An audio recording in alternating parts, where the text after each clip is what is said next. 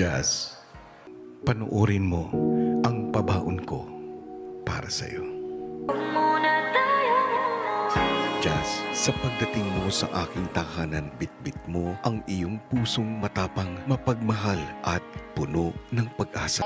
And with your optimistic heart, naging matibay kang sandigan ng iyong bagong kapamilya. At sa iyong paglabas, naway maging sandata mo ang mga aral at alaala na iyong naipon dito sa aking tahanan. Dito ko lang na-realize ko yan na I forgive people easily, pero when it comes to myself, I'm so hard. Dito ko na-realize na it feels so much better to apologize to yourself and to forgive yourself. Babaunin ko talaga yun.